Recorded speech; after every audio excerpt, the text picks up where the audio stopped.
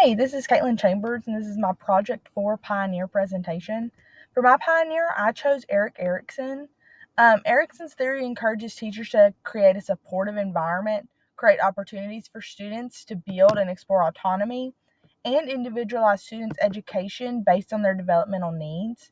His theory recognizes that students develop at their own pace, and then Erikson proposed a lifespan model of development that marked the importance of how relationships shape our sense of self. Um, Erik did a lot of research with Native American tribes and watching their culture and how they interacted, and he brought a lot of that back with him to Harvard, and that's where he came up with his 8 stages.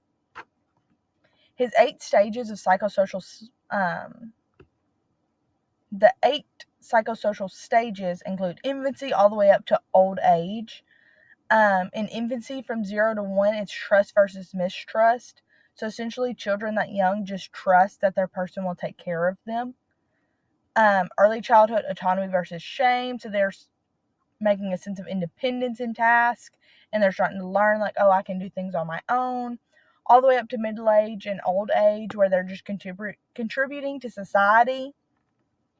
And then in old age, they're assessing their sense of life and meaning and contributions.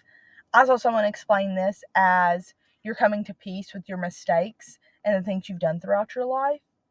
And I thought back, I was like, I wonder if he did that before he died, because his death was caused by sickness, not old age, which he was very old, but it was caused by sickness. So as he was sick, I wonder if he reflected back on his life.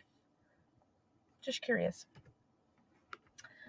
In Erik Erikson's early life, he was born on June 15th in 1902 in Frankfurt am Main, Germany. He was born to a single mother and would never meet his real father. I saw a couple different speculations about his real father. It was rumored that they were married and the father left before Erik was born, or that his mother had an extramarital affair and that's where Erik was born, or she was unwed. Just a couple of different things. A lot of them just said that the father left before he was born and never actually stated whether they were married or not. But Erik was known as Erik Homburger for his entire life, I think up until 1939 when he changed his last name, because that was his stepfather's last name. And the only reason he changed his last name was because there was a strained relationship between him and his stepfather. One of the things I read said that the stepfather favored his daughters instead of Erik, and that just created a lifelong tussle between them. After high school, Erikson moved to Florence to pursue an art. He became an art teacher in Vienna. In 1930, Erikson married his wife, Joan Serson. And it makes me wonder if Erikson came from Erik and Son from his wife's last name and his first name. I don't know. I wonder where he got Erikson from. I couldn't find anything. And in 1931, his wife gave birth to their first son, Kai.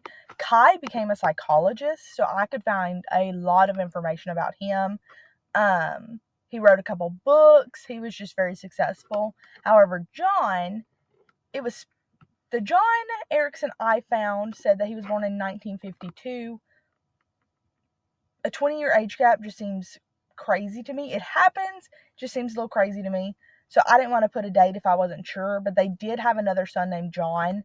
Like I said, I couldn't find very much information on him. The information I did find, I'm not sure if it was the right son, because he was known for running a couple marathons or triathlons, something. He was athletic, but there was not a lot of information about John at all.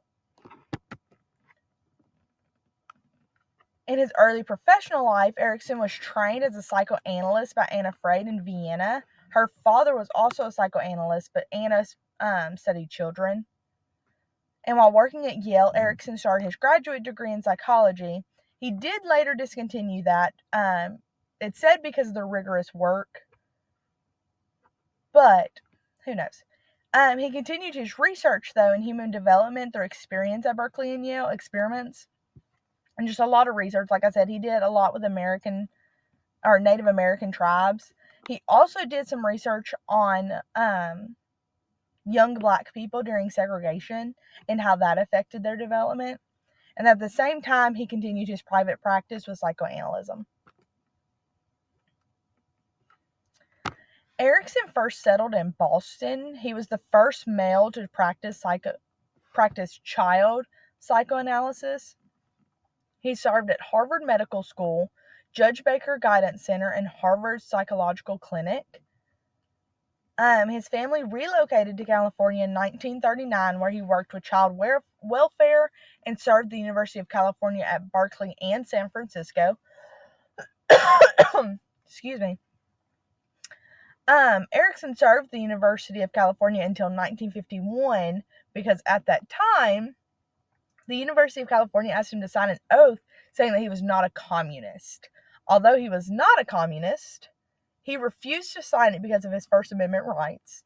And it was speculated between a couple different sources that he either resigned on his own or he was forced to resign.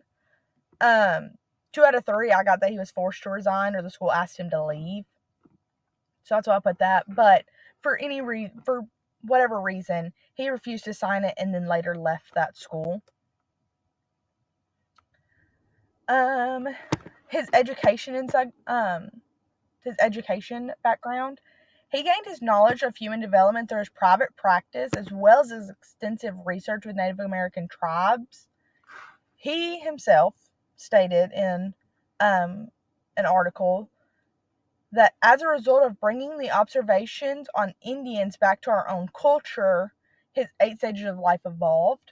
So that's where we got those 8 stages, was from not only the Native Americans, but also, through a couple of his other research trials of human development, like I said, during segregation and just how the Native American tribes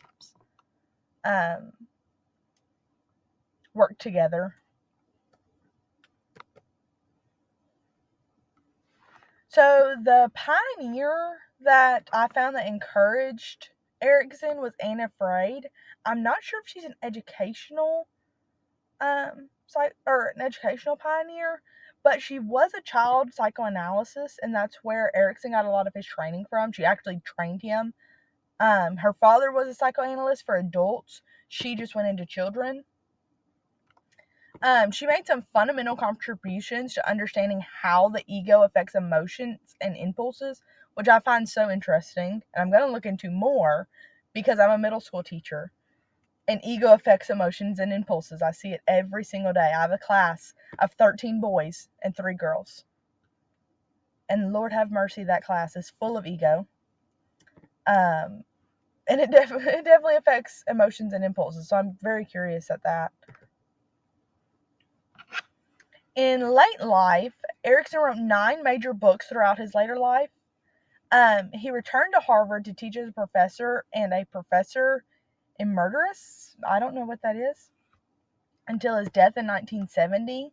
On May 12, 1970, Erikson passed away at the age of 91. He actually died of complications from a brief sickness. Not just old age, but correlation, causation. At an old age like that, you're more susceptible to illness. But his cause of death was an infection caused by a brief sickness. He also, I'm pretty sure he passed away in a nursing home. From what I found, I didn't want to put that he passed away in a nursing home, but some type of manor. So I'm assuming that would be a nursing home, or he just has a really nice house. So, Erikson's influence on education emphasized the emotional connection to development. Teachers in rural areas, Erikson's developments are crucial to understanding our students' emotional development and how it contributes to our classroom setting. It supports emotional and social learning in the classroom. I love his breakdown of every student goes at their own pace. Every student learns at their own pace. I see that firsthand all the time. I have students that can finish a worksheet in 10 minutes that are in the same class with somebody who can't read but one sentence every 5 minutes. And so it's just a lot of breaking down what that student needs and how I can help them, how we can read it together, or I have this really cool pen that when you put it across the paper and hold it up to your ear, it reads to you. But just breaking it down to students' individual needs, because we're here to help them learn. I can't help what happened before me, but you're going to learn in this classroom. And this is my bibliography. Erikson Institute,